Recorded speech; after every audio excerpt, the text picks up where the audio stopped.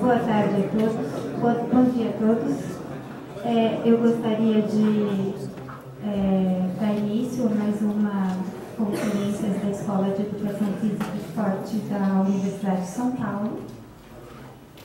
Gostaria só de lembrar a todos que, por favor, assinem a lista de presença, docentes, funcionários, alunos, para que nós estamos fazendo um trabalho de levantamento de dados das pessoas que aqui participam. Então, por favor, deixem o seu registro, para que a gente possa, inclusive, avisá-los das próximas. Ok? Vou só relembrar, os alunos que estão fazendo a disciplina Seminários Avançados em Educação Física e Esporte, não assinem essa lista comum, assinem esta daqui que tem o nome de cada um. E aqui também eu vou deixar separado, vocês pegam comigo no final da palestra de hoje, as resenhas para que vocês possam entregar no próximo evento daqui a 15 dias. E estarei aqui no final para receber as resenhas referentes ao seminário passado de gestão e marketing. Eu vou passar, agradeço em nome da Comissão de Pesquisa, falando como presidente dessa comissão, e passo agora a palavra ao professor Jorge Oliveira, que vai apresentar os nossos palestrantes de hoje e o nosso tema. Obrigada. Muito bem, boa tarde, bom dia. Vamos então apresentar aqui os palestrantes de hoje, dizendo que o tema dessas palestras de hoje são estratégias de ensino em nível superior, experiências com disciplinas de graduação aqui da nossa Escola de Educação Física e Esporte da Universidade de São Paulo. O primeiro palestrante será o professor Walter Roberto Correia. Ele é graduado em Educação Física pela Faculdade de Educação Física de Santo André em 1987 e Pedagogia pela Universidade de São Marcos em 1992. É especialista em Educação Física Escolar pela Faculdade também de Santo André em 1994 e é mestre aqui pela nossa Escola de Educação Física, pelo Programa de Educação Física, e fez seu doutorado na PUC, aqui também de São Paulo, e tem outras qualificações em relação a artes marciais, assim como também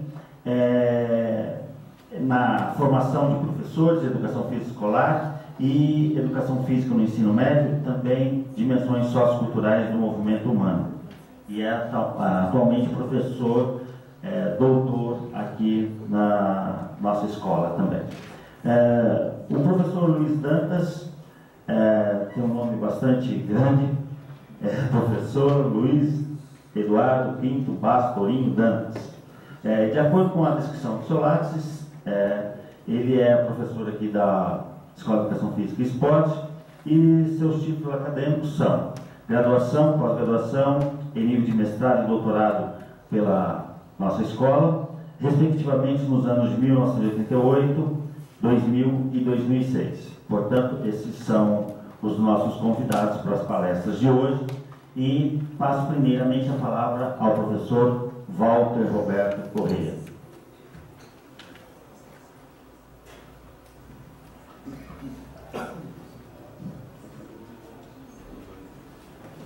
Lembrando que cada um dos palestrantes terá 15 minutos, 20 minutos para fazer sua exposição, para posteriormente nós abrirmos o debate das perguntas.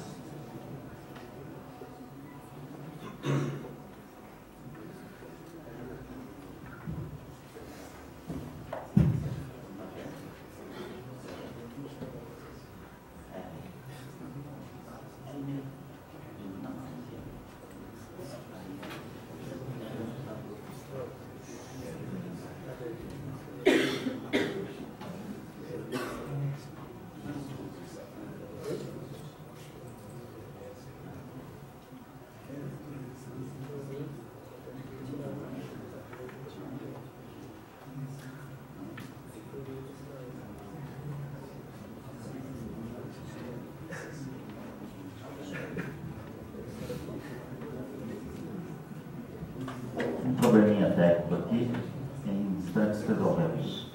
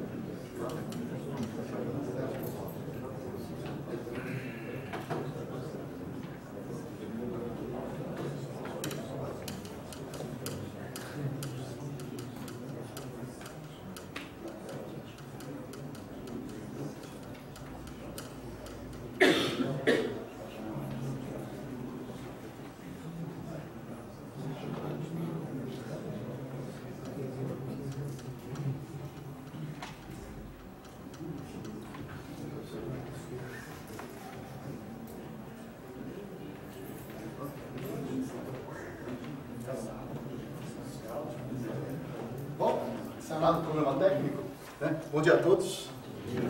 Queria agradecer à comissão pelo convite, né? E a presença de todos, especialmente dos colegas. Dá licença.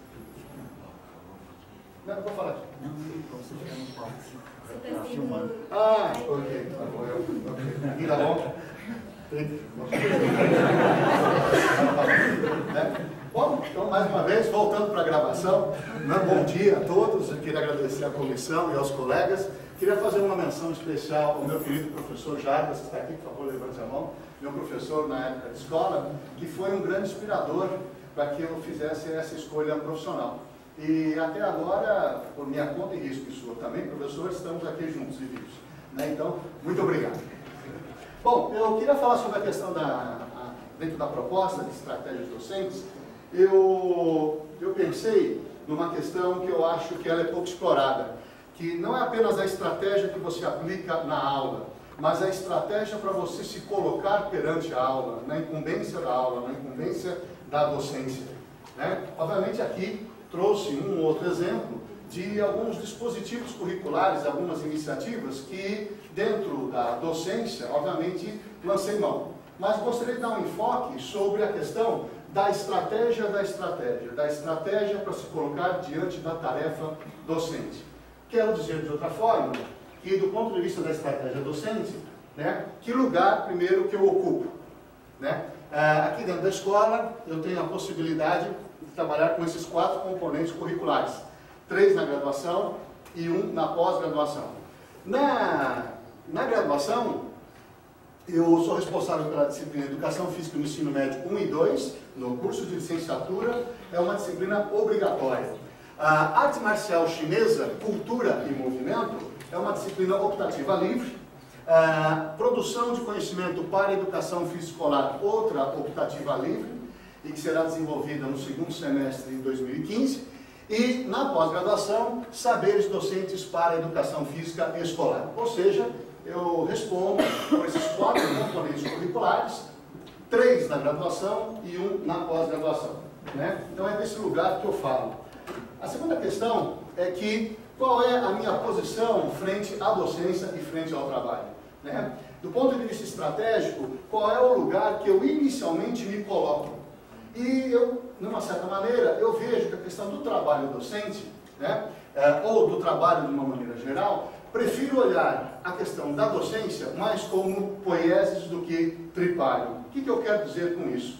Tripalho naquele sentido, né, histórico, medieval, da punição do corpo, de castigo, de sacrifício no trabalho. Se nós considerarmos que no mundo, segundo a Organização Internacional do Trabalho, a maior parte dos trabalhadores do mundo estão insatisfeitos com aquilo que realizam e que fazem, de alguma maneira isso é uma questão bastante problemática, até porque o nosso trabalho ocupa a maior parte do nosso tempo existencial.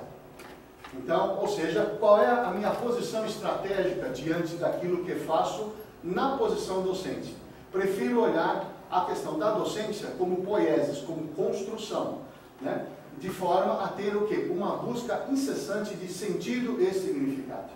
A minha estratégia docente, diante desses lugares que eu apontei anteriormente, é de ter uma disposição e uma atenção, dado a relevância do trabalho na nossa vida, dado que o nosso tempo existencial passa dentro do contexto laboral, dentro do contexto de trabalho. É uma busca incessante de elaboração de sentido. E é claro que, diante disso, para que você possa revitalizar o sentido e o significado do trabalho, e obviamente o sentido e o significado de viver, já que o trabalho ocupa uma boa parte da existência, você tem que fazer isso em comunhão, em partilha com as pessoas.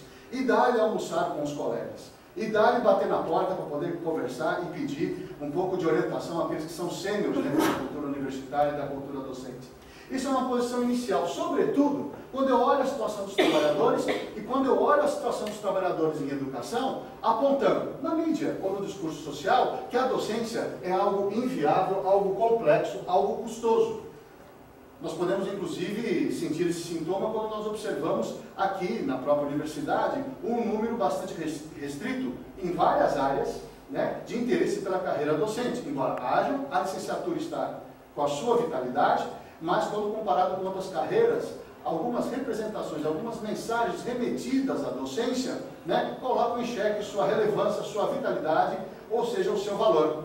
Então, essa é uma questão muito importante, de que, na perspectiva da docência, inclusive na docência, na universidade da pesquisa, e que a pesquisa tem o seu grande capital simbólico, político e acadêmico, a docência ela precisa ser revitalizada a partir de um significado que nós atribuímos a ela. Ou seja, o ponto de partida é que a docência ela é melhor trabalhada, ela é uma demanda como poieses, como construção. Isso nós não fazemos sozinhos, isso é estratégia. Essa é uma questão que eu trago comigo, numa estratégia pessoal e de uma estratégia para os alunos na graduação e na pós-graduação, que é algo que me torna. Ou seja, o trabalho é aquilo que, inclusive, nos define, é aquilo que nós nos identificamos. Quando morre um sonho, um desejo, um projeto, de quem já está na docência ou quem está aspirando à docência, obviamente isso nos toca. E até porque sabemos de como o significado do trabalho, o significado da docência é constantemente desafiado, porque já sentimos numa trajetória de 30 anos de docência na qual eu me encontro. Ao longo desse caminho, muitas vezes senti a perda do sentido do significado. E percebi como isso abala a alma. Sim, falar na universidade, falar do termo alma, como vida psíquica, como vida subjetiva. Então, essa questão quando nós estamos vivos, inclusive no ambiente do trabalho, e na posição de educador, educadora, ou de professor e professora, revitalizar o sentido e o significado da docência é algo não importante, mas essencial. Podemos até perder o urgente, eventualmente abrimos mão do importante, mas quando abrimos mão ou perdemos o essencial, exatamente o alicerce da função, do papel e da inteireza da pessoa está comprometido. Então essa é uma questão importante, né, em que eu tenho que fazer um trabalho de mobilização intrapessoal. Intrapessoal no sentido de não deixar morrer o sentido, o significado, a função do propósito do meu trabalho.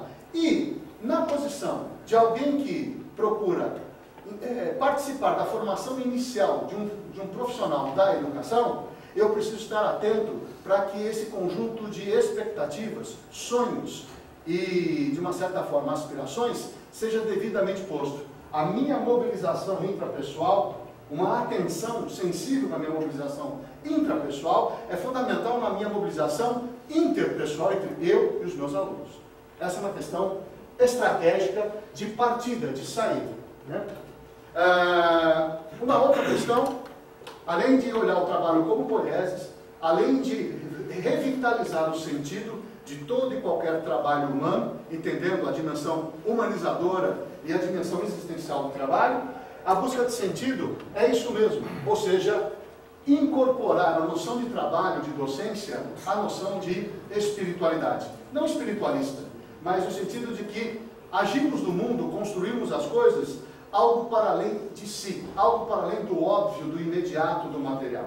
E essa questão é importante, ou seja, a busca de sentidos e significados no trabalho, na docência, na relação professor-aluno, ela é fundamental. Então, nós entendemos que a busca de ir além do óbvio, do imediato, do urgente, confere ao trabalho uma dimensão que nós queremos chamar de espiritual. E por quê?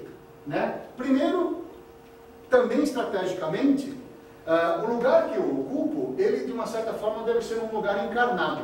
O que é um lugar encarnado? É algo em que eu, dentro da minha possibilidade de autonomia relativa e dentro da minha capacidade autoral, de ser autor de uma obra, de um trabalho, de ser responsável, aquele que responde por, eu preciso, de alguma forma, não de uma maneira performática ou no sentido bem rasteiro, teatral, embora o teatro seja uma arte nobre, uma atividade também transcendente espiritual, na minha opinião, o palco é, mas que a docência é uma arte e um ofício e uma profissão possível. Obviamente, esse tipo de linguagem pode representar uma estranheza, sobretudo que aqueles que têm uma perspectiva um pouco mais racionalista. Todavia, essa é uma questão importante, sobretudo quando nós temos na docência a possibilidade de dar um testemunho de uma possibilidade. Todo docente, quando sobe no palco, se coloca diante dos outros para, de uma certa forma, professar algum tipo de conhecimento, ele deve transmitir a veracidade dessa relação. Ou seja, a minha história pessoal com a escola, com o conhecimento e com a educação física, ela é fundamental para que no momento em que eu coloco uma linguagem diante dos alunos em prol de um projeto, que ela tenha veracidade, vitalidade.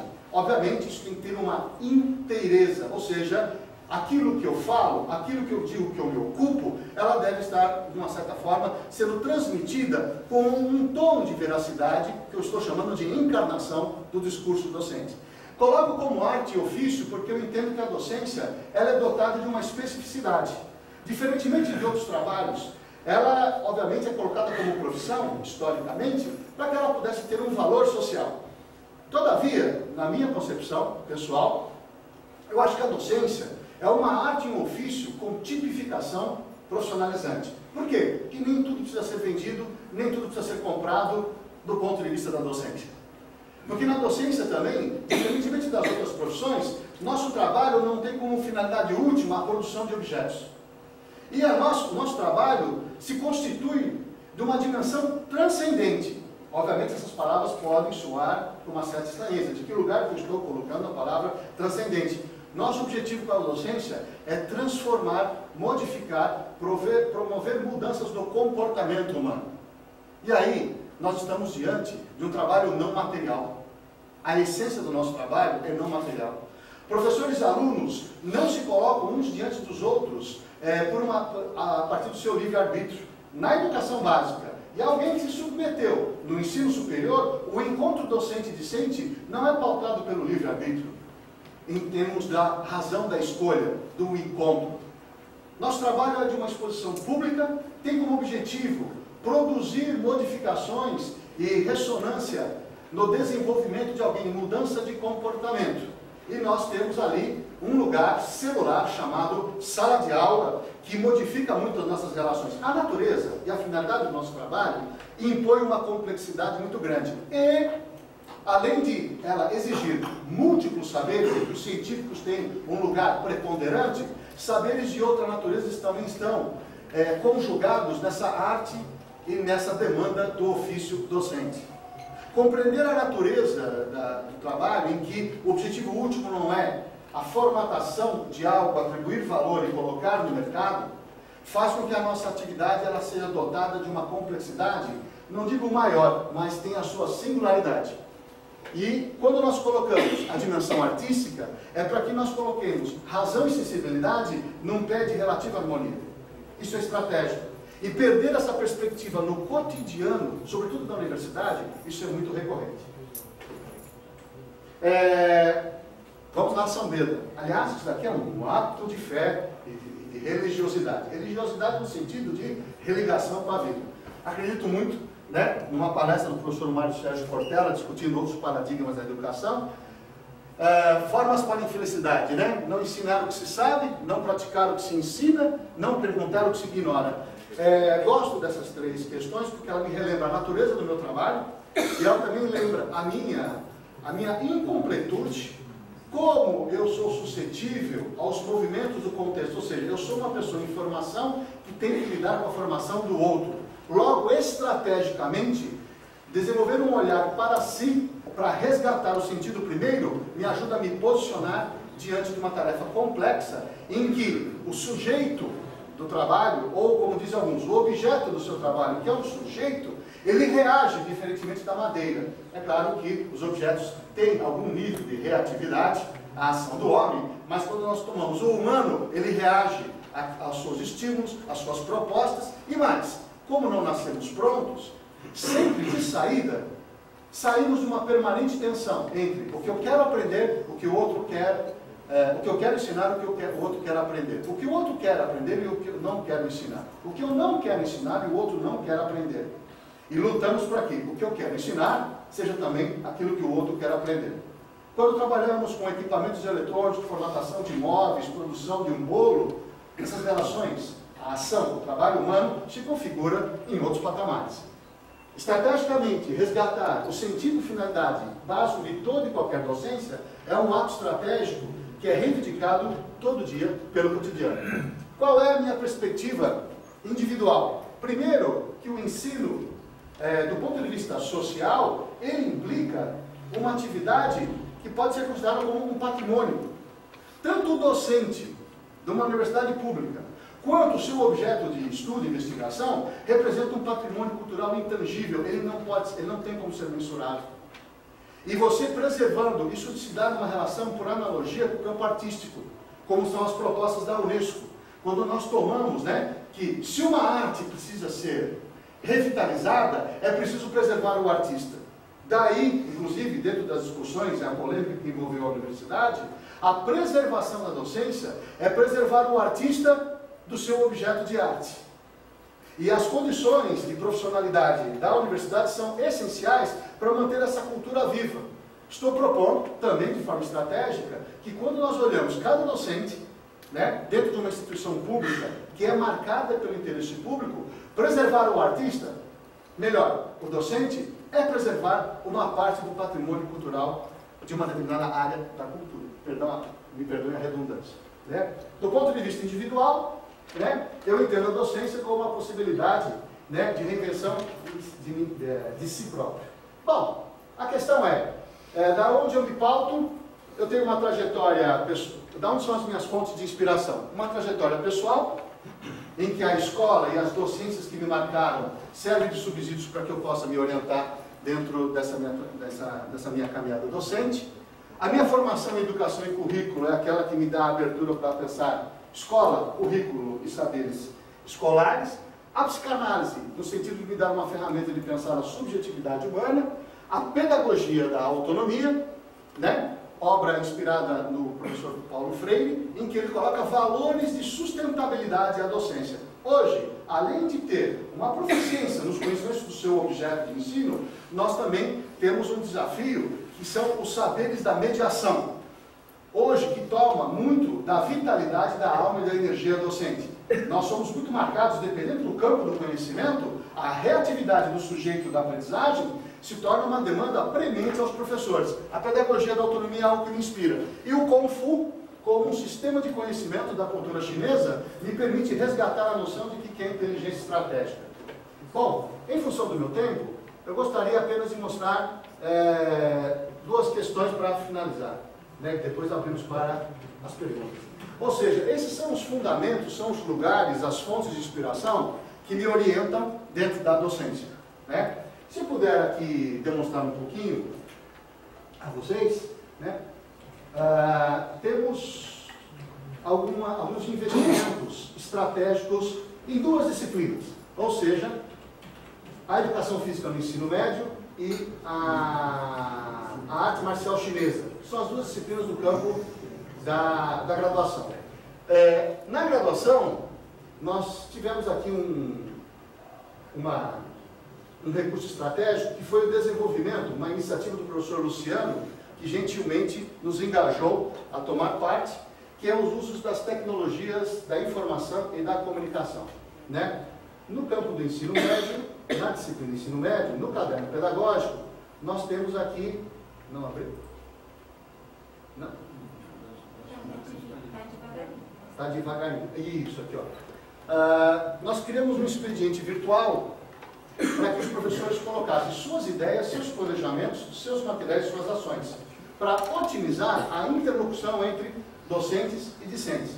Dessa maneira, nós tivemos aqui, né, a possibilidade de colocarmos na licenciatura, né, em 2015, tanto os nossos planos de aula, né, que nós temos... disciplina, 2015, está aqui comigo na tela, né? Nós colocamos e reavaliamos toda a nossa programação aos alunos, né? Bem como a questão dos textos da licenciatura. Ou seja, os textos das aulas podem ser acessados diretamente desse expediente virtual. Isso tem criado uma dinâmica entre os professores e um canal de comunicação um pouco mais fecundo, no sentido da troca dessas informações, da disponibilização de material, inclusive da possibilidade de acesso e acompanhamento e monitoramento do programa da disciplina. Esse trabalho ele foi apresentado o ano passado dentro do simpósio da graduação, né? E do ponto de vista das lutas e artes marciais, ainda usando como destaque das nossas estratégias de ensino, gostaria de colocar para vocês isso daqui. Aí, né? Professor Walter. Investindo ainda nessa área, e como os meus colegas sabem, o meu alto grau de analfabetismo tecnológico, nós investindo nas disciplinas da graduação, no uso desse manuseio dessas tecnologias, nós temos aqui uma produção entre a Escola de Educação Física e uma entidade ligada ao campo das artes marciais, na produção de vídeos esses que nós estamos usando recorrentemente nas nossas aulas. Deixa eu ver aqui, cadê? Esse. Vai inicial. Isso. Aqui. Só um segundo, não sei o que eu faço.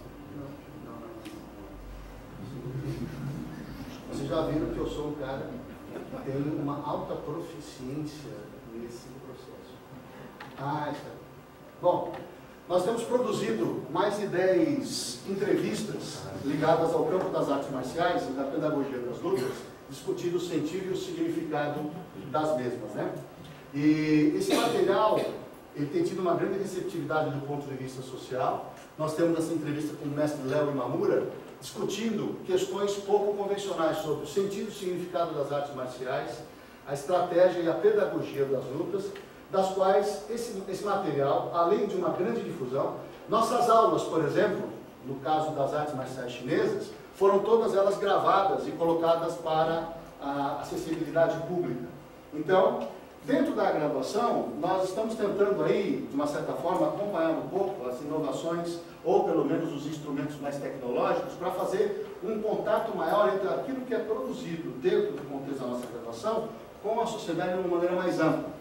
E, de uma certa forma, estender um pouco algumas discussões que ficam muito circunscritas à nossa linguagem, à nossa capacidade de produção de conhecimento. Então, desde aulas que nós temos desenvolvido aqui, temos registrado e colocado na acessibilidade pública, ou mesmo inaugurando outras discussões a respeito, né, do papel das artes marciais. Falando das artes marciais como inclusão social, nós tivemos uma relação com a Assembleia Legislativa produzindo uma atividade de discussão do papel das artes marciais na sociedade, fizemos todo o trabalho de documentação e usamos esses materiais dentro do interior da própria graduação, né? E outras mais, ou seja, até agora nós temos 15 produções, né? Essa daqui inclusive eu destaco porque elas foram utilizadas não só na aula da graduação, da licenciatura, mas inclusive para a finalidade dos outros cursos, né? São temáticas bem abertas. Se vocês depois tiverem interesse no que se possa comentar algo a respeito, a gente procura estender. Ok? Obrigado.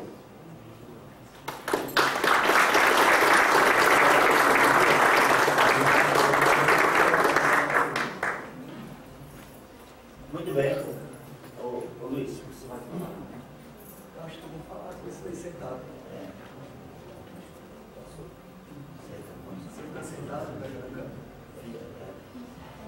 Pois bem, então vamos passar as palavras para o professor Luiz.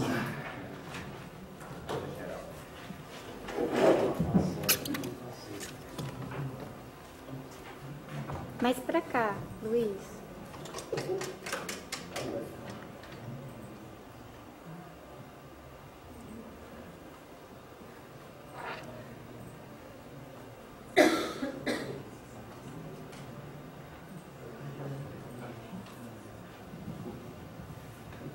Alô? Luiz. Eu vou falar no microfone porque esse é... Põe sua cadeirinha mais para cá. Aí. Obrigada. Eu vou mudar, basta apertar esse aqui. Tá.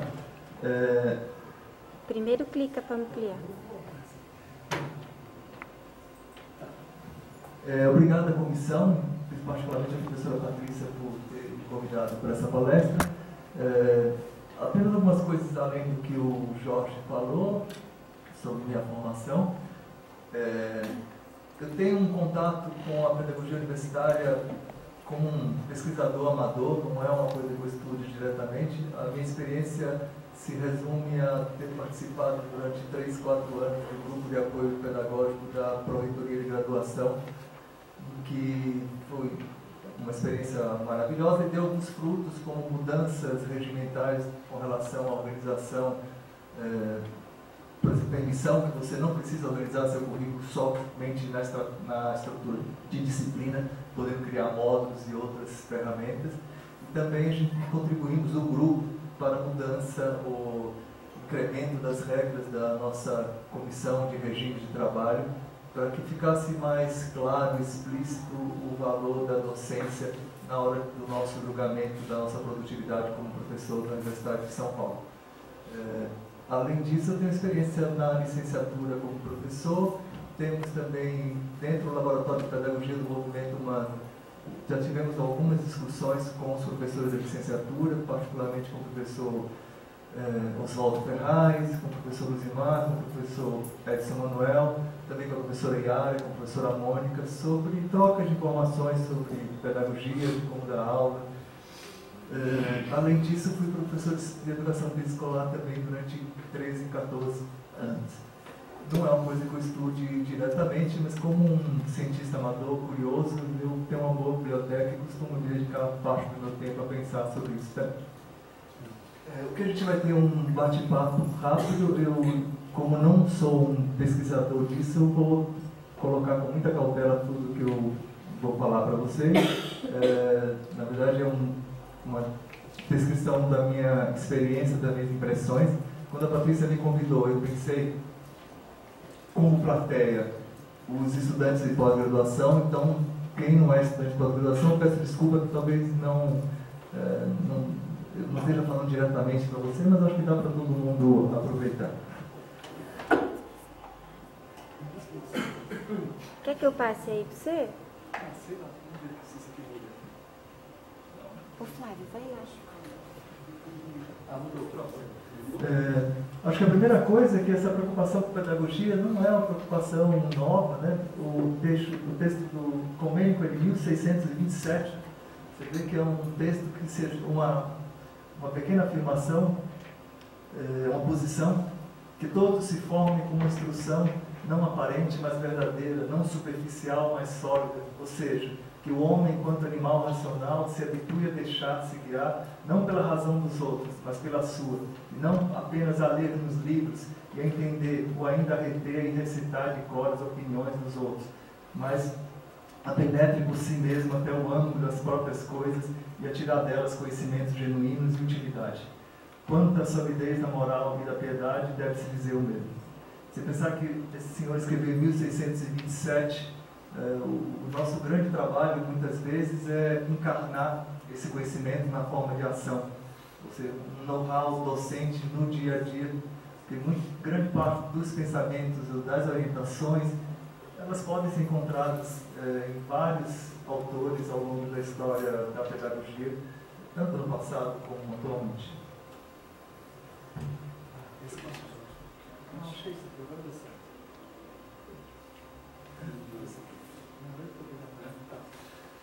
Um breve roteiro. Tá, é isso aí. Primeiro eu queria demonstrar, pensemos alunos, demonstrar que vocês não precisam ser bons professores ou mesmo se dedicar ao ensino para ser bem sucedido no terceiro grau. É importante discutir isso, porque muitos aqui são doutorandos, pós-doutorandos, podem ter desviado seu interesse por questões de docência, que em tese, pensando em termos de sucesso de carreira, temos que falar a verdade, não é algo que vá fazer essa distinção para você. Isso não se costuma falar na universidade, porque isso não é bom, né, para a universidade. Agora, por outro lado, vocês precisam ministrar aula. Não estou dizendo que vocês não vão ter que ministrar aula, não. Vocês são obrigados, trabalhisticamente, a ministrar aula. No segundo momento, convencê-los que é valioso, está errado ali, dedicar-se a... Que eles precisam ser. Convencê-los que é valioso vocês serem professores.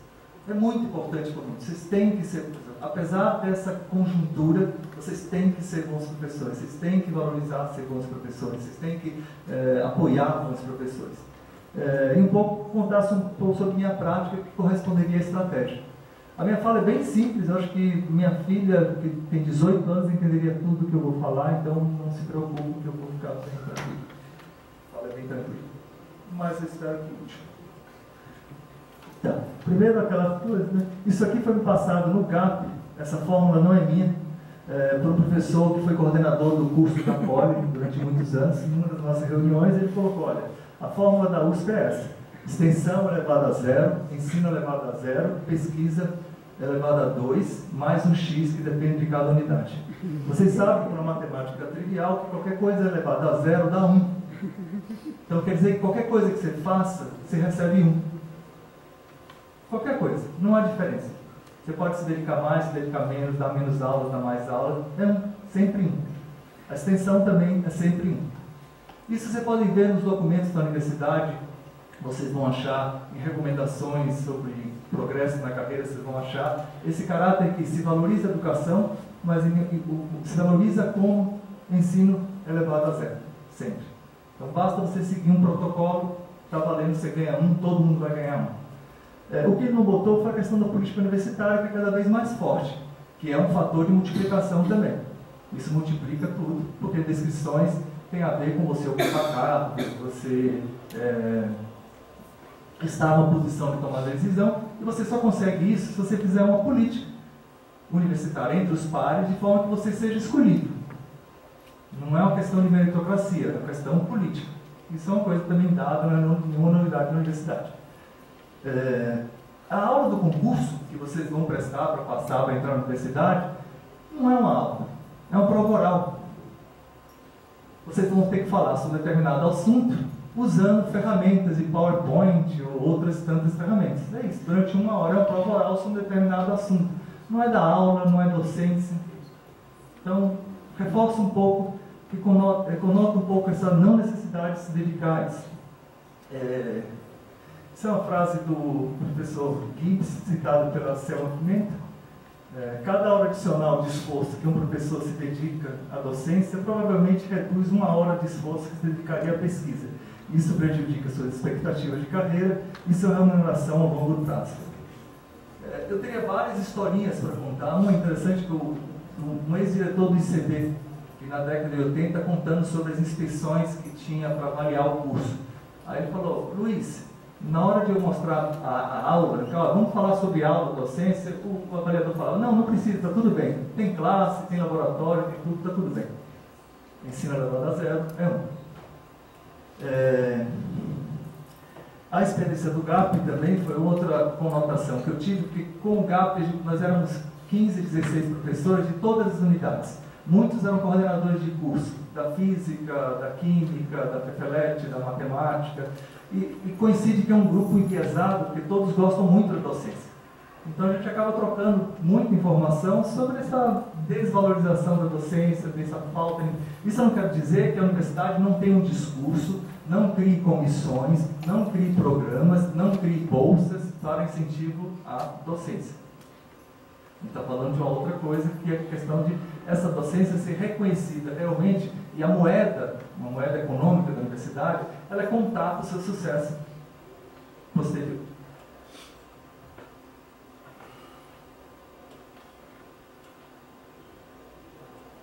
Aí voltamos para o porquê ensinar. Tem várias coisas por que ensinar. Uma delas eu peguei do Eduardo Said, que é um palestino, um intelectual palestino que eu gosto muito, que tem um discurso de defesa do papel do intelectual, a defesa de que nós precisamos criar espaços e oportunidades para que intelectuais renasçam, se renovem, persistam na sua função intelectual no mundo.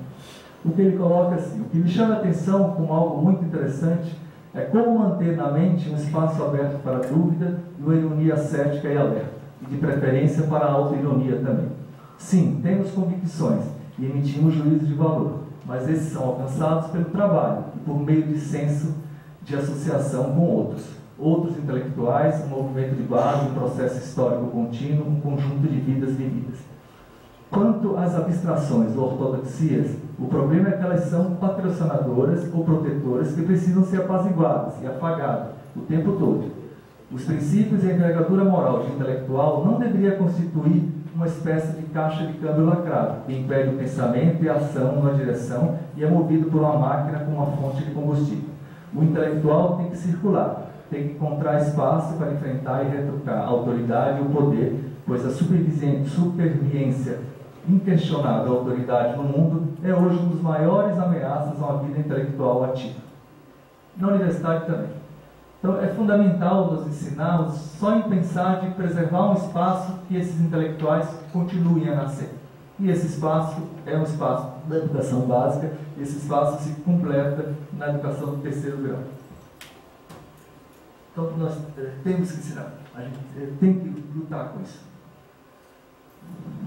Isso é uma colega também, isso aí particularmente dentro da universidade, uma colega da filosofia, Scarlett. Vivemos uma época de grande confusão conceitual. Por pesquisa, muitos entendem hoje divulgação. Por conhecimento, informação. Por apresentar resultados de trabalho, dar visibilidade ao que se faz. Por participar de eventos científicos, multiplicar contatos. Nada mais distante da reflexão.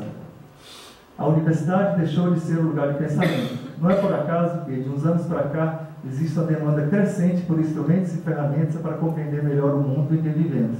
E essa demanda não passa pela universidade. Então nós temos que ensinar, porque essa demanda tem que passar para a universidade. A universidade é um lugar perfeito para fazer isso. Por isso, criar esses espaços de ensino, aprendizagem, de diálogo, é fundamental, mesmo que não seja valorizado.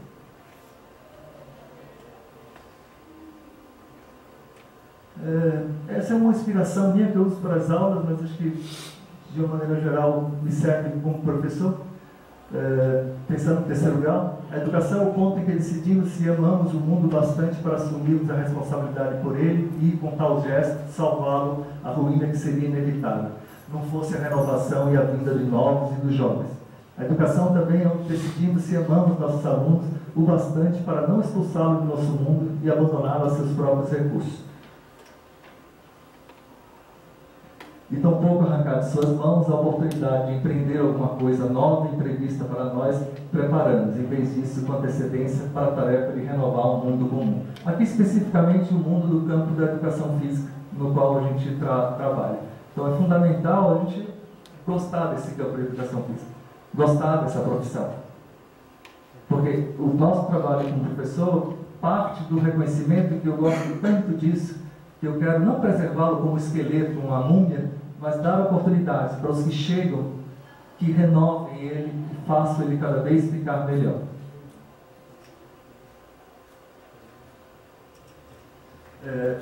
Uma outra argumentos com relação à importância da gente ensinar é a própria natureza da educação física.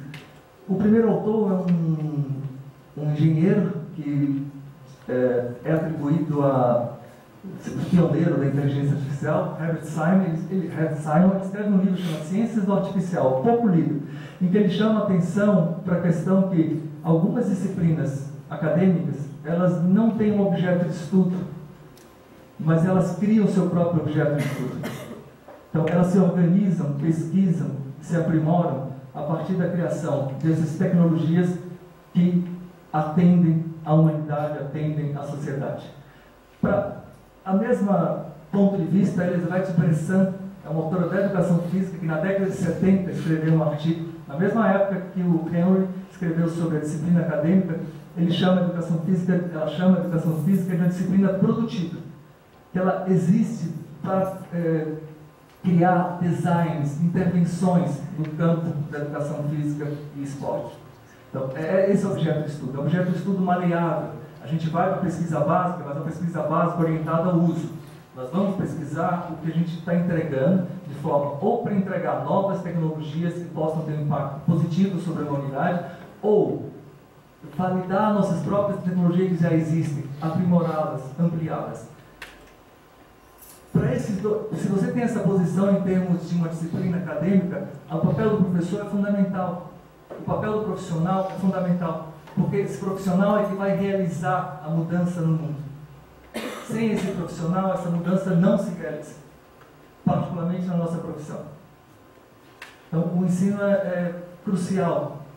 É crucial para a gente atender a nossa finalidade última, que é aprimorar esse mundo, melhorar esse mundo, e é fundamental para a gente até sobreviver como pesquisa, porque são esses profissionais que podem nos ajudar a fazer a leitura do mundo, do que é problema no mundo, e podem nos ajudar nessa interlocução com o mundo, de forma de delimitar melhor os problemas e ajudar a resolver os problemas ecologicamente válidos.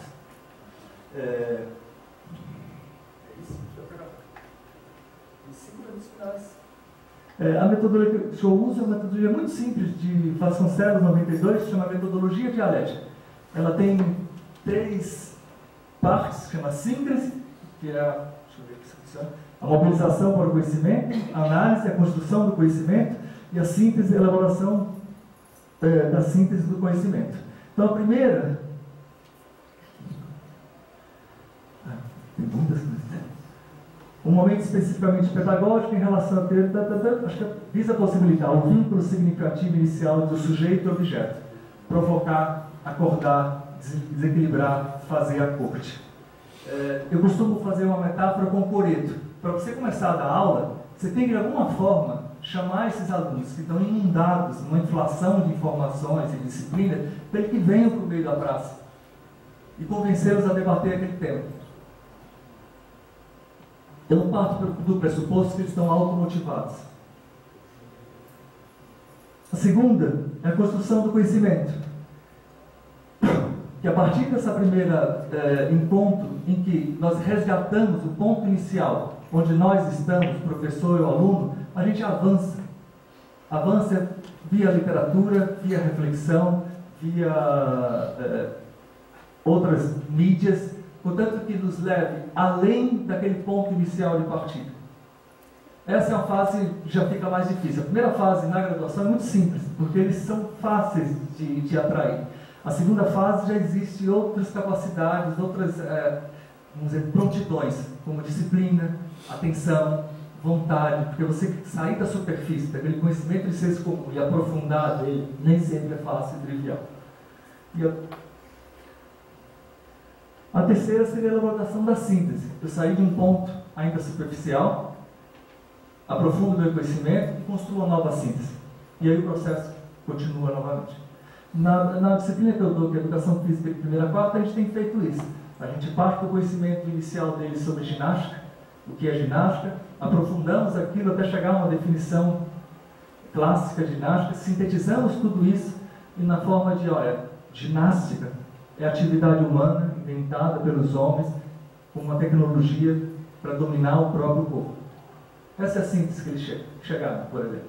A partir disso, no outro semestre a gente aprofunda mais ainda até chegar a sistematizar esse tipo de afirmação na forma de conhecimentos escolares. A presença nas aulas é fundamental, não a presença física, é de estar lá. Essa é uma das maiores dificuldades que eu encontro na graduação, é a presença. Isso eu estava no Louvre, tirei essa foto. Você vai notar que não tem ninguém olhando para a Mona Lisa. Não tem presença. Está todo mundo tirando selfie, ou muitos estão de costas. Era uma fila enorme, todo mundo passando, tinha vários quadros assim. Não tem presença. A pessoa não está tendo experiência. Ele está em outro planeta. Uma coisa que eu uso também na primeira parte da aula é um pouco de chocar. Essa é uma foto de Dresden, aquela cidade alemã que foi destruída pela guerra, no livro do Tommy Juliet. A pergunta que eu faço para eles é assim: o que é que a gente faz com essas crianças? Essa é a síntese da educação. O que é que a gente vai fazer? Eles estão aí, de mão dadas, estão abandonados. Como nós, como adultos, vamos cuidar deles? Como vamos apresentar o mundo? Que mundo a gente vai apresentar? Então, a partir dessa estratégia, a gente mobiliza para a responsabilidade pela educação, o peso que é a educação. Alguns problemas, essa questão da suspensão. O aluno de educação física, ele chega já pensando que já vai trabalhar, então fica muito difícil a gente fechar as portas e tirar eles do mundo e discutir biologia molecular como arte, por discutir, para conhecer mais. Está muito conectado ao mundo de fora, a gente não consegue fechar as portas. Eles saem cedo porque querem estagiar, ganhar uma grana, esse tipo de coisa. Tem sido um problema muito grande para a gente, pelo menos na licenciatura. A presença é outro problema grande, a atenção também, talvez fazê-los prestar atenção. Não é trivial, não tem uma solução, não há uma solução de um manual, nada disso. A questão do conhecimento encarnado, que na parte da educação física é muito importante escolar, que não basta só livro, literatura, eles têm que conhecer como ensinar no próprio corpo, uma coisa automática. Então, no nosso curso aqui, praticamente esse estudo no próprio corpo não é muito praticado. Isso fica muito difícil para eles pensarem como professores depois. Resolver a natureza desse conhecimento encarnado é um problema também. E o último, a passagem de conceitos de ciências naturais para ciências humanas. A gente enfrenta muita dificuldade. De conceitos mais precisos, como célula, e eles estão acostumados que a carga de ciências naturais é muito grande nos primeiros anos. Eles têm muita dificuldade para migrar da licenciatura para o conceito de liberdade, que não tem uma definição, tem várias definições. Conhecer o conceito de liberdade é conhecer os usos que a gente faz dessa palavra ao longo da história e na contemporaneidade. Conhecer o conceito de célula é pegar no livro e ler. Então essa passagem dos dois é muito difícil. Obrigado.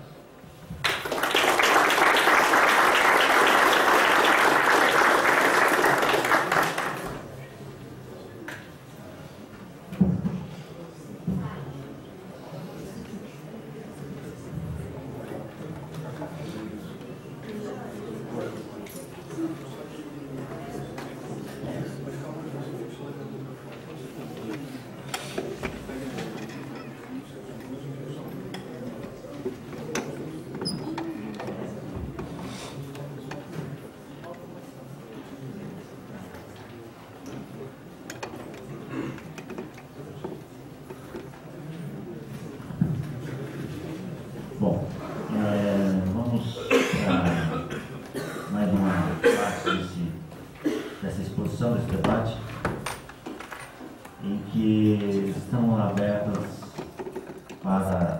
está abertas para as perguntas. O professor Flávio vai levar o microfone até vocês para que seja feita a pergunta. E é bom que seja feita no microfone mesmo, por conta da gravação.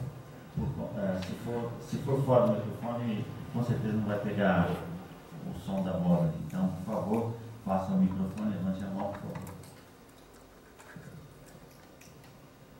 Senão o Flávio começa.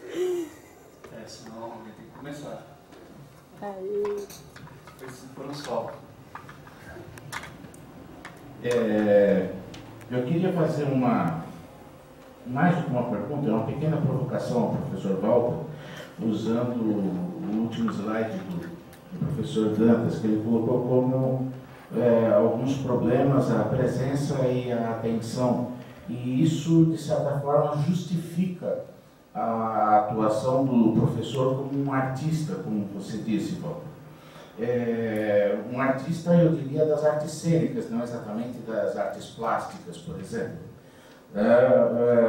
Você disse, num determinado momento, em que o professor precisa transmitir a veracidade da relação. E eu me perguntei aqui, relação com o conhecimento, com a atividade, com os alunos, mas, embora um artista cênico tenha que transmitir, sim, uma certa veracidade, essa veracidade é uma impressão, porque todo artista cênico, na verdade, está fingindo, de certa forma. E eu acredito que o professor é um artista, sim, mas essa veracidade vai até um certo ponto, e que o professor precisa ser um artista cênico, ele precisa ser um ator, porque ele não é o tempo todo que ele está lá com a mesma disposição, com a mesma vontade, com a mesma ausência de problemas, enfim, com o mesmo salário.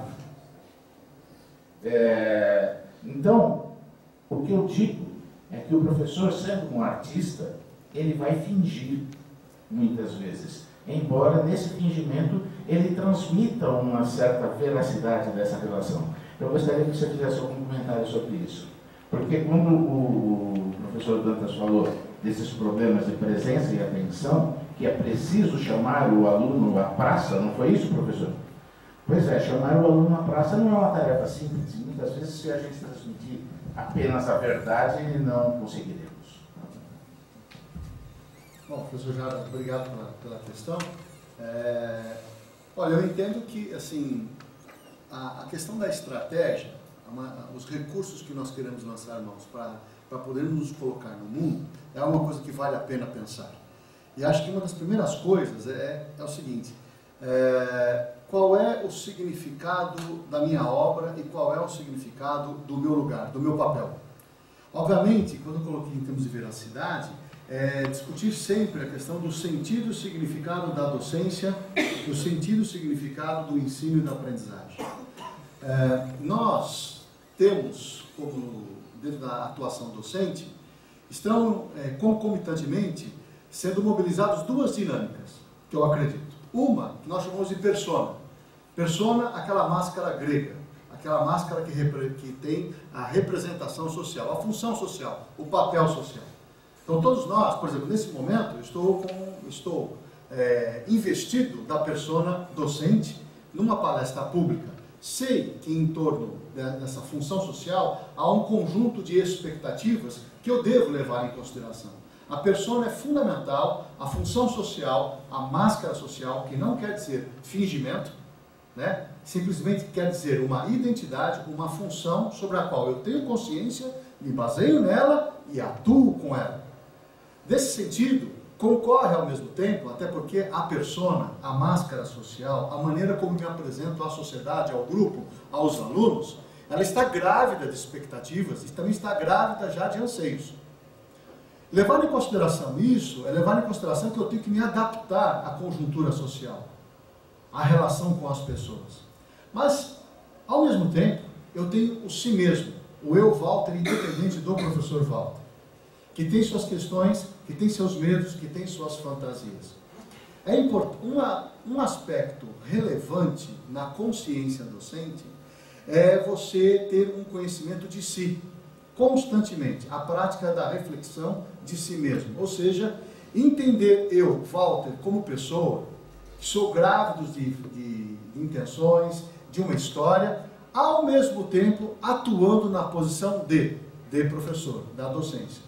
O conhecimento de si, ele é algo que muitas vezes é negligenciado no processo de formação, sobretudo na formação de atitudes e valores para a docência.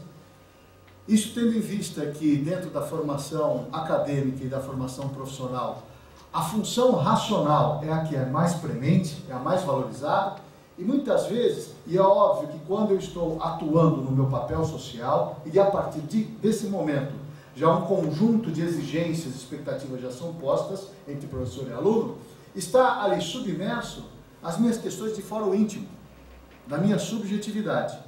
O meu trabalho, para que eu possa atuar de maneira mais inteira, menos alienada, é trazer para mim a chamada consciência de si sobre o Walter e o professor Walter, que atua, mas não finge necessariamente.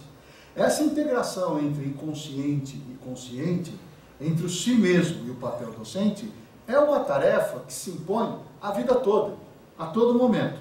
A não observância disso me traz situações de dificuldade na interlocução com os meus alunos, sobretudo porque eu não deixo claro algumas coisas, como por exemplo, você vê profissionais da área de saúde, profissionais da área de educação, profissionais e trabalhos que têm como objetivo o cuidar, o desenvolver o outro. Se nós não tomarmos consciência dessa relação entre sombra e si mesmo, invariavelmente isso redunda ou numa docência precária, ou numa docência alienante, mas o pior, uma docência usurpante. Quando eu não tenho conta daquilo que me move, quando eu não me dou conta dos medos que eu tenho e as incertezas que me absorvem na atuação, como por exemplo, nesse exato momento, estou sob exposição pública, uma pergunta de natureza aberta, múltiplas possibilidades são dadas, eu tenho que fazer um recorte por minha conta e risco. Sei que tenho aqui, estou atuando como professor Walter, professor doutor da Escola de Educação Física, e tenho o Walter abaixo dessa, colocá-lo agora na ordem da palavra. A não percepção e sensibilidade disso, invariavelmente, ou leva uma docência alienante, ou leva uma docência usurpadora, ou seja, colocar aquilo que, de uma certa forma, é mal elaborado. O conhecimento de si, que às vezes parece como algo esotérico ou romântico, é um imperativo da formação docente, na minha opinião. E cabe, obviamente, quando falamos do domínio da arte, eu não escolhi o gênero da arte, mas eu fui ao encontro, usei essa expressão, entendendo que na docência existe uma dimensão sensível, criativa e inventiva, e também performática. A aula, a palestra, o discurso é uma obra, e todos nós, invariavelmente, que somos nutridos por um narcisismo básico, queremos nos ver na obra. Eu também quero.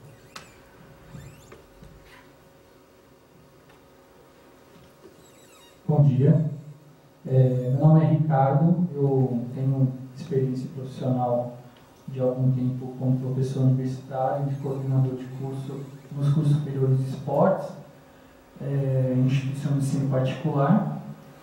Eu fiz um pequeno recorte nas duas falas dos professores, do professor Dr. Walter, no quadro Infelicidade, né, no item 2, ele colocou que não praticar o que se ensina é uma questão de infelicidade. Né? Então, eu julgo que felicidade é praticar o que se ensina, se eu colocar no contorno. Né? E o professor Luiz Dantas colocou que demonstrou que no terceiro grau, uma fórmula onde a extensão e o ensino não está muito valorizado e valoriza assim, mais a pesquisa. Então, a minha pergunta aos dois é na questão do ideal. O que é o ideal na função do docente? É preciso praticar o que se ensina ou pesquisar o que se ensina? Gostaria de ouvir a opinião dos dois, por gentileza.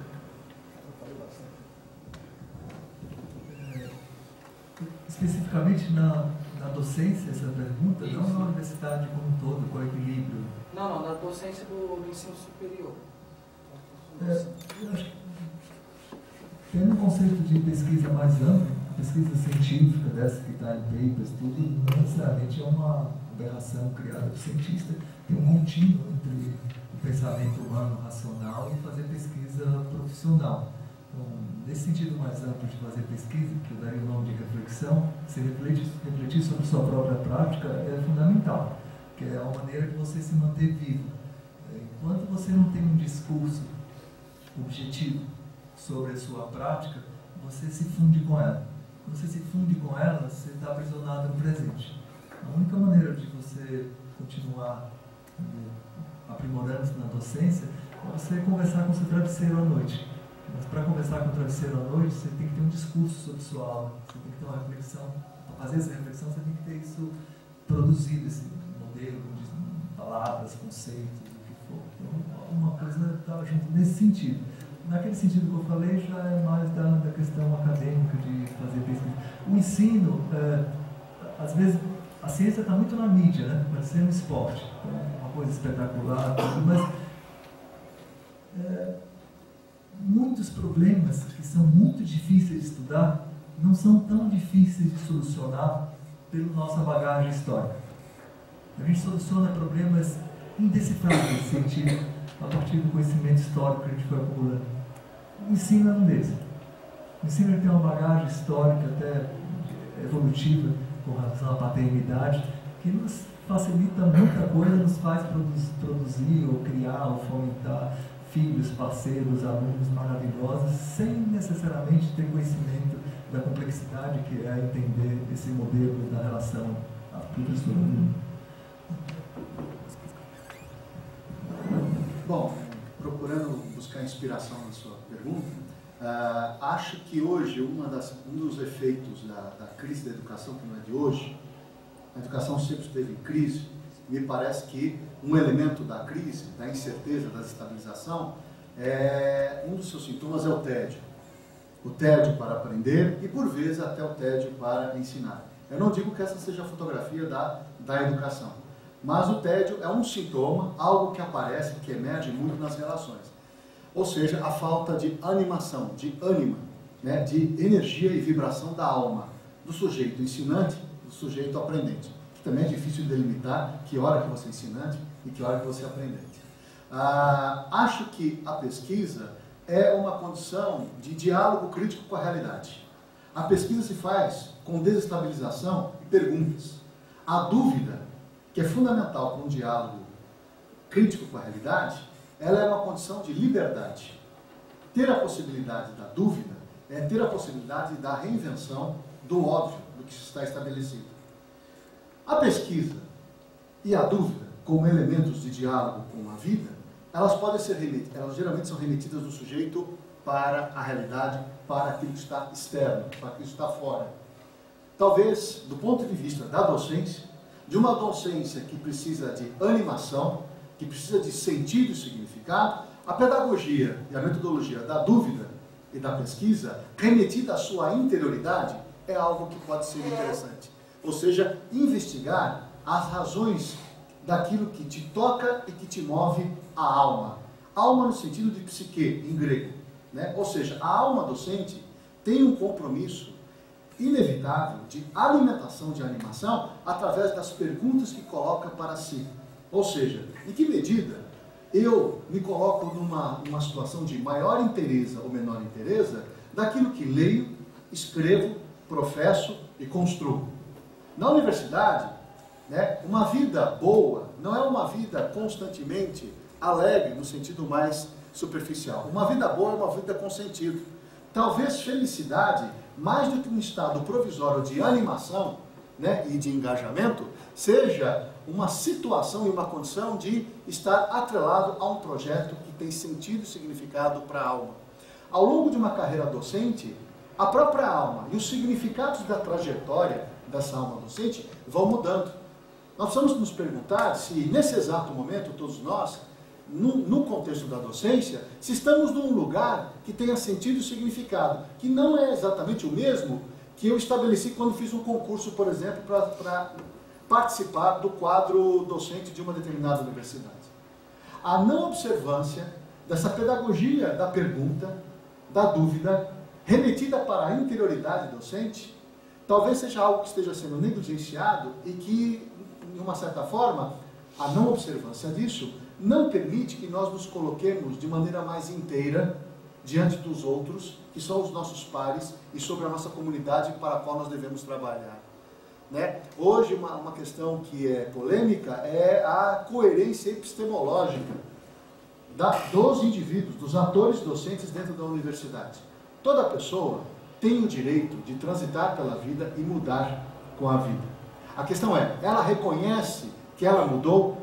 Ou seja, os objetos de estudo e de investigação, inclusive os objetos de ensino, ainda se constituem os mesmos? E hoje, sabemos que a competitividade e o narcisismo toma conta da sociedade, toma conta da universidade, né? Colocar a sua incerteza, colocar os seus titubeios perante um coletivo, é se expor. E se nós criássemos, até porque dizemos que a universidade é um lugar de luz, se nós observarmos as sombras da universidade, teríamos um ambiente mais humanizador, no qual as pessoas poderiam professar as suas demandas, de uma maneira mais clara e objetiva. Quando nós investimos na interioridade da alma docente, nós investimos também na interioridade da alma universitária. Talvez nós tenhamos mudado e não nos damos conta de que nós temos aí outras habilidades, outros interesses, outras motivações. E quando não observamos isso, remetemos esse mal-estar ao entorno. E aí nós começamos a ter toda uma alienação, uma separação entre o que eu penso, o que eu sinto, o que eu escrevo e o que eu trabalho no ensino. Né? A pedagogia da dúvida, da pergunta, a alma docente, é uma demanda a ser revista pela coletividade, sobretudo numa instituição que acredita que o conhecimento é luz e não sombra.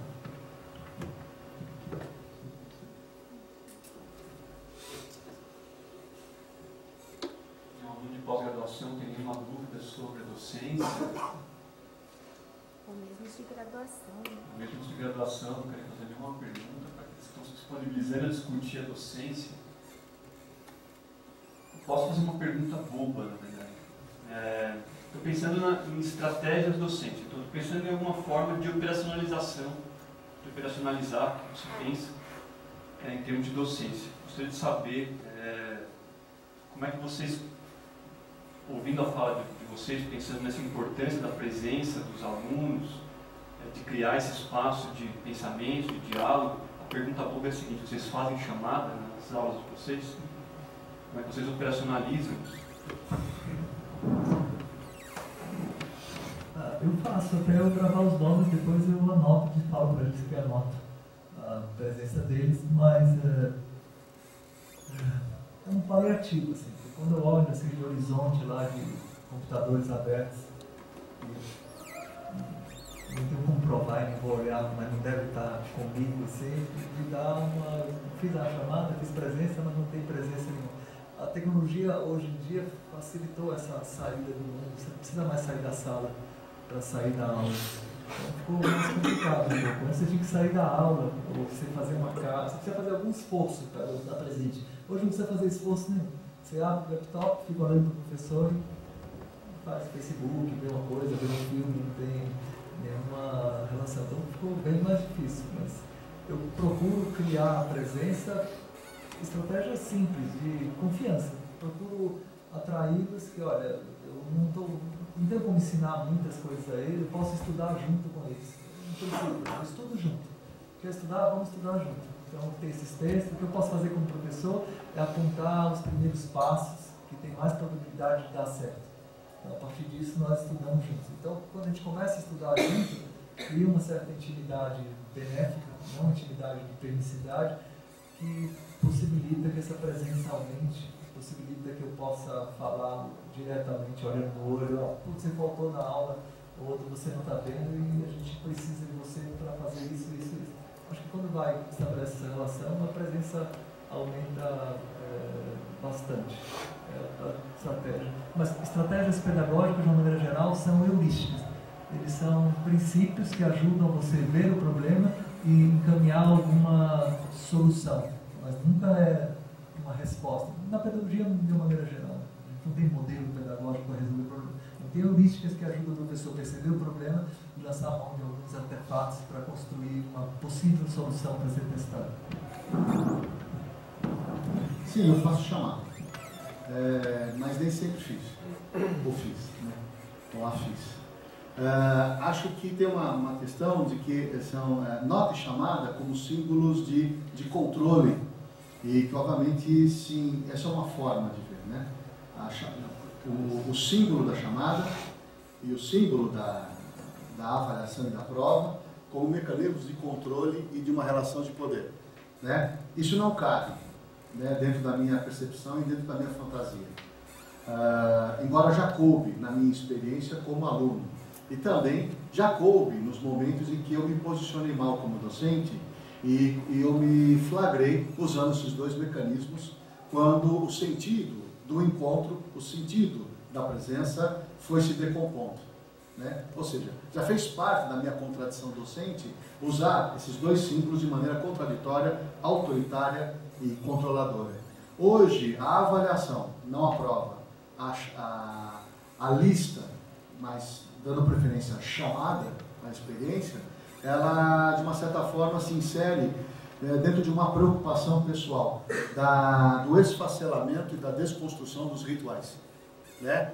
Dentro e fora da sala de aula, a aula está dentro da vida, a vida comporta a aula. Olhando de uma maneira mais ampla, nós temos alguns procedimentos que eles devem ser o quê? Revitalizados, no sentido de garantir sentido, desculpa a redundância, né? Ou seja, os rituais, a chamada, a avaliação, ou a chamada à presença verbal, inclusive, volta aqui, eu vi você saindo da sala de aula, eu tenho essas questões, né? Eu tenho essa prática, inclusive do corredor, de fazer certas chamadas. Por que você faltou?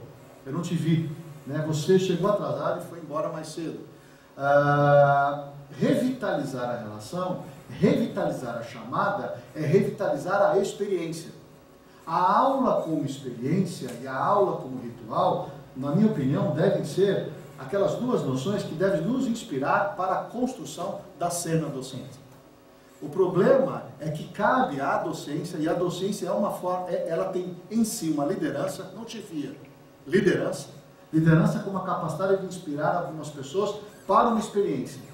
A liderança docente com uma capacidade de inspirar as pessoas para uma experiência é algo que se faz permanente em todo o nosso trabalho.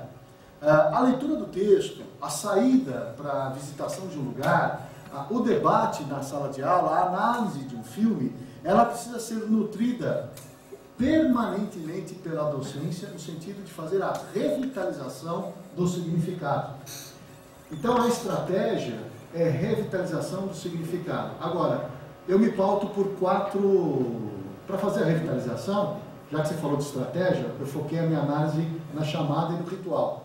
Para o ritual ter algum tipo de nutriente a partir da minha liderança, eu uso 4 conceitos do campo do Kung Fu, né? O Kung Fu ele tem 4 noções fundamentais: posicionamento, distância, timing e energia.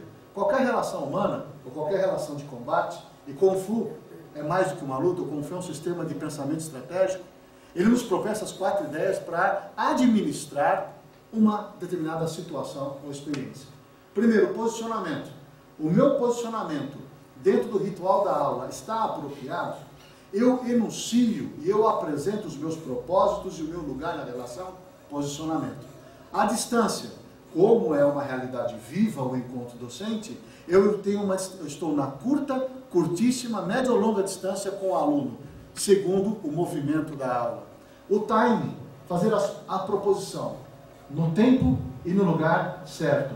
Para o timing estar adequado, a minha posição inicial, o manejo da minha distância com os alunos e esse conhecimento intuitivo, que equivocadamente é alinhado como conhecimento espontâneo ou de pouca validade, a intuição, a sensibilidade, a hora que eu encurto a distância com o meu aluno, fico na média ou dou a longa distância para que ele tenha liberdade de fazer a transgressão, e a energia. Eu tenho que colocar uma energia de aderência, de reatividade ou apenas uma energia de conexão. Ou seja, as minhas estratégias são pautadas nessas 4 noções de posicionamento, distância, timing, energia. O meu lugar é de liderança, a partir dessas 4 noções. E minha função básica é trazer à tona, através dessa sensibilidade estratégica, quando possível, quando eu não sou traído ou sequestrado pelo meu próprio narcisismo. Aliás, todos nós queremos nos ver na obra, no trabalho. Só que o problema é que na docência, a nossa obra é o aluno, é o atleta, é o cliente. E quando o atleta, o aluno e o cliente, vamos falar do aluno, né? não responde com a sua performance, eu não me vejo reconhecido na obra.